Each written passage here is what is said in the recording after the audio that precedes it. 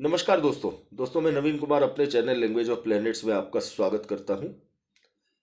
दोस्तों, अच्छे अच्छे सूत्र, अच्छे अच्छे कंटेंट या अच्छी जानकारी का वीडियो बनाने का मोटिवेशन आप सबसे ही मिलता है। आपसे एक निवेदन है कि हमारे वीडियो को ज़्यादा से ज़्यादा दोस्तों तक शेयर किया करें, लाइक किया करें और चैनल को सब्सक्राइब अवश्य किया करें। दोस्तों, आज का हमारा विषय है, अक्सर पूछे जाने वाला जो प्रश्न है कि गुरुजी ये बताइए कि मेरा भविष्य कैसा रहने वाला है, या भविष्य में हमें दिक्कतें तो नहीं आएंगी, परेशानियां तो नहीं आएंगी। इसका यदि ज्योतिष से हटकर इसका जवाब दिया जाए तो इसका सीधा सा जवाब यह है कि जिस इंसान का वर्तमान डिस्टर्ब होता है, खराब होता है, उसे भविष्य की चिंता छोड़कर पहले अपने वर्तमान पर ध्यान देना चाहिए। यदि वर्तमान अच्छा है तो 95% चांसेस ये बनते हैं कि भविष्य भी बढ़िया ही होने वाला है।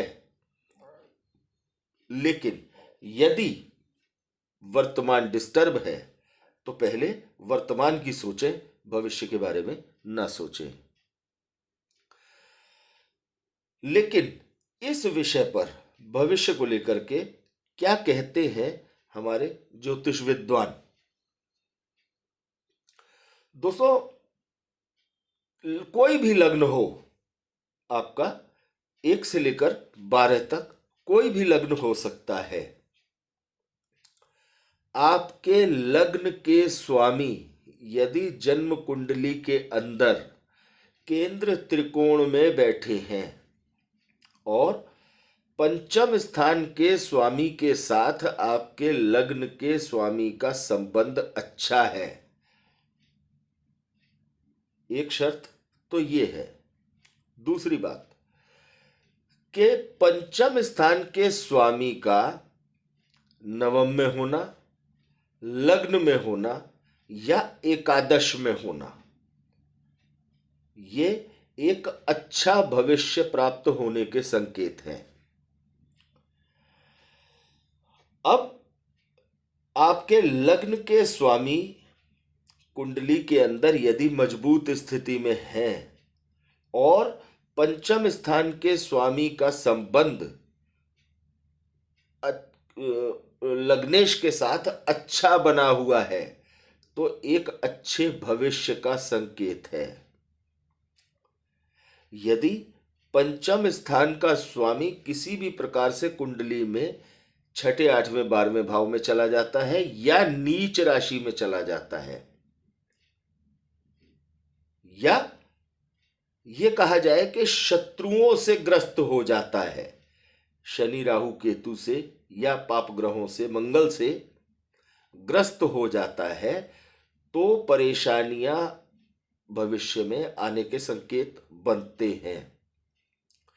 इसके साथ ही यदि पंचम स्थान के ऊपर पाप ग्रह बैठ जाते हैं, शनि, मंगल, राहु, केतु, इस तरह के ग्रह यदि वहां बैठ जाते हैं तो ये तय है कि भविष्य में परेशानियां आती हैं।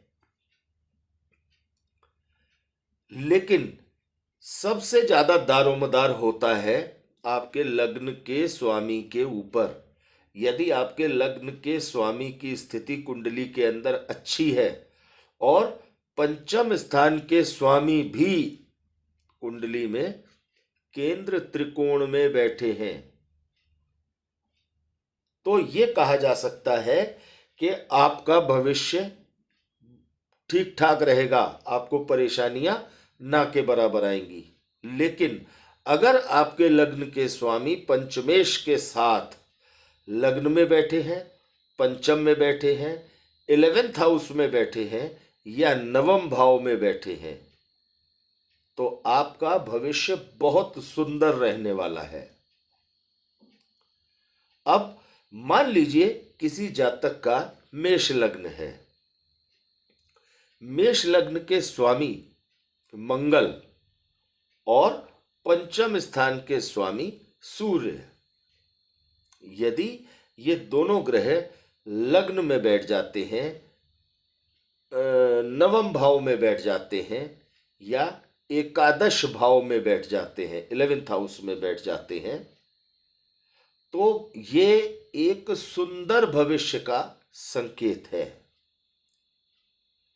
और यदि इनमें बृहस्पति का भी समावेश हो जाता है, यानी बृहस्पति की भी पंचम स्थान पर दृष्टि आ जाती है, या इन दोनों ग्रहों पर कुंडली के भाग्य के स्वामी बृहस्पति, मेष लग्न में भाग्य के स्वामी बृहस्पति होते हैं, यदि बृहस्पति की दृष्टि भी इन दोनों पर पड़ जाती है, तो ये सोने पर सुहागा वाली बात होती है, भविष्य बहुत सुंदर रहने वाला है।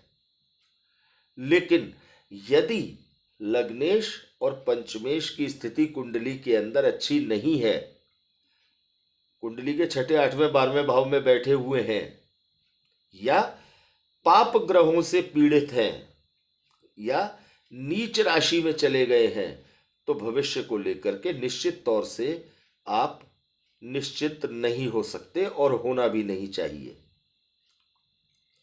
दोस्तों, एक अच्छा भविष्य जातक को तभी मिलता है जब कुंडली में पंचमेश की स्थिति अच्छी होती है,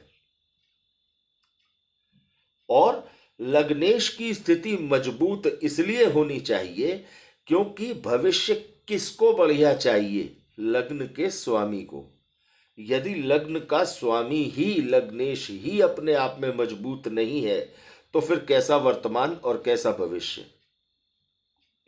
इसलिए जब भी कभी अपनी कुंडली में आप अपने भविष्य की परिकल्पना को देखते हैं, भविष्य के बारे में सोचते हैं, तो आपको अपने लग्न के स्वामी की स्थिति, अपने पंचम के स्वामी की स्थिति, इन्हें अवश्य गौर करना चाहिए। पंचम स्थान पर किसी भी प्रकार का पाप प्रभाव आपके भविष्य को डिस्टर्ब कर सकता है। तो दोस्तों, यदि भविष्य के एक प्रश्न से जुड़ी ये जानकारी आपको अच्छी लगी हो, तो आप ज़्यादा से ज़्यादा दोस्तों तक इसे शेयर करें, और अगले वीडियो में आपके सामने एक नई रोचक जानकारी लेकर उपस्थित होंगे। धन्यवाद दोस्तों।